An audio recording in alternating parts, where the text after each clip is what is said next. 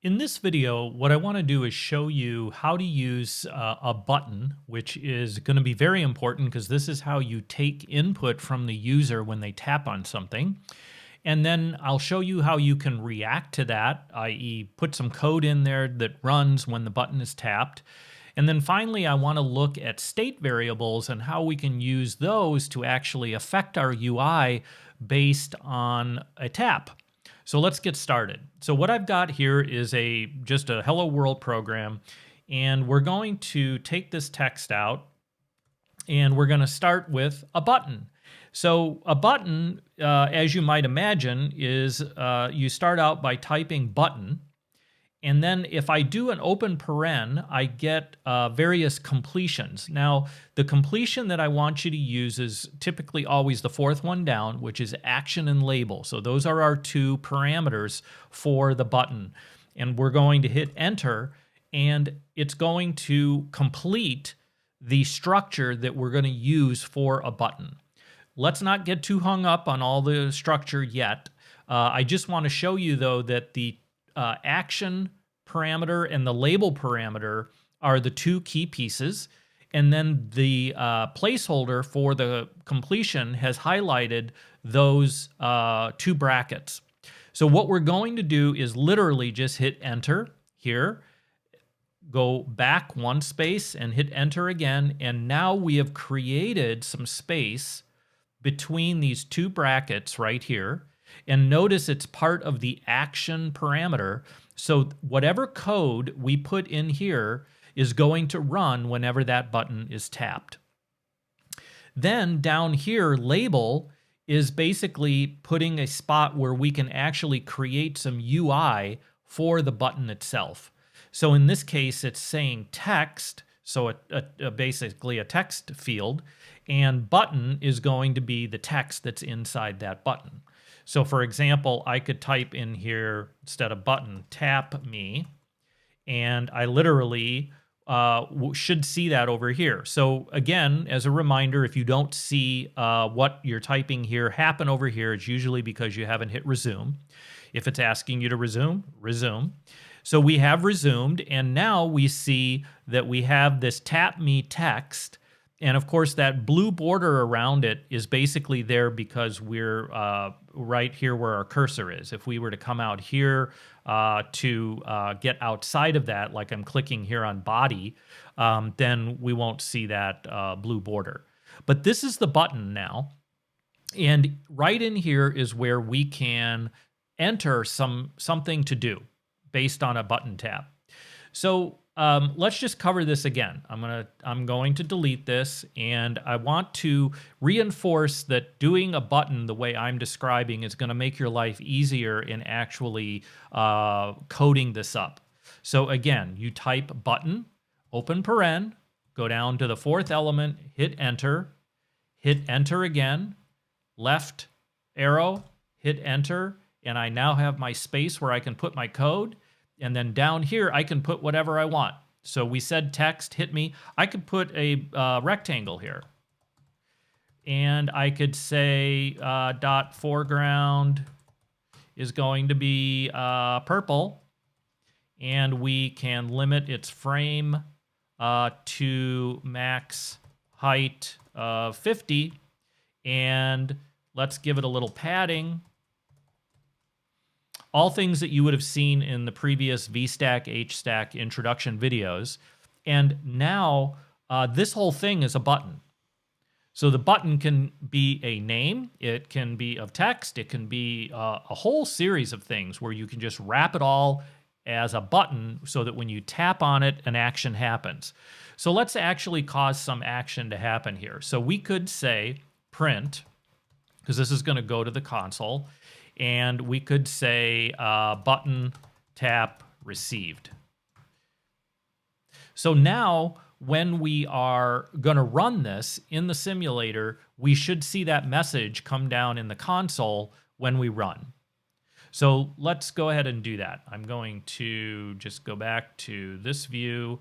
And remember how we start up our simulator is Command R. So we have our simulator here up and running. And now if I tap on it, right here. Down here in the console, I see button tap received. And that's awesome because what this is saying is now I can interact. I can tap again. There it is again. Tap again. There it is again. We are now communicating with our app by simply creating this button structure. So let's go back to the code. So now what I want to do is do something a little more interesting. And what that's going to be is to actually change the color of our rectangle based on tapping. So we're going to use a couple things that hopefully you've at least covered at this point. We're going to use a variable, and that variable is going to be a Boolean. And that Boolean, if it's true or false, is going to determine whether we are going to show purple or whether we're going to show blue. And it'll toggle back and forth. So where we want to declare variables is going to be right here, just like this variable, body, was declared here, we're going to declare another variable. And so I could say var color state. You could give this whatever you want, and we can give it a type bool, and I can initialize it, let's say, to false. So now I've declared this variable, and I've declared it as a Boolean, and I've declared it to be false to start with. Now, how is that going to affect color? Well, it turns out right here where we have the dot purple, we can use what's called a ternary if. And if you haven't covered that yet, I'll cover it here now. I have a video on ternary ifs, but they can be a little cryptic, but ultimately, I think you'll get the gist of it. Essentially, what you're going to do is you're going to put a condition. So we'll have some condition here, and I'm just typing this for now. They'll be followed by a question mark, and then you're going to have the true case. So whatever you want it to have, whatever you want the value of this in this foreground color argument to be, you want the true case to be whatever color it is. So let's say that's blue. And then the false case is going to be the colon, and that's going to be, let's say, purple. So depending on this condition, we are going to have either blue or purple as a color. So let's actually make the condition. So the condition here is going to be color state. And now we should, if I command B, we are build succeeding. So logically, this is all good. And if I go up here to resume, we're resuming our UI. Now, this UI is basically a static representation. This is potentially becoming dynamic because dynamically we're going to read the value of this and then set this color based on it. If we want those dynamic values to show and we want to interact, very much like we interact in the simulator, we want to click on this little play button right here. So if I click play, now what this is doing is it's basically allowing us to interact with the app rather than just showing us static UI elements.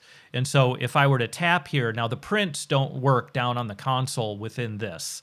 That's why I ran it in the simulator. But the rest of it's going to work, as you'll see in a second. So if we want to tap on this and have this become blue, or tap on it again and have it come back to purple, that means we need to react to that tap. And instead of printing here, we're going to want to do something.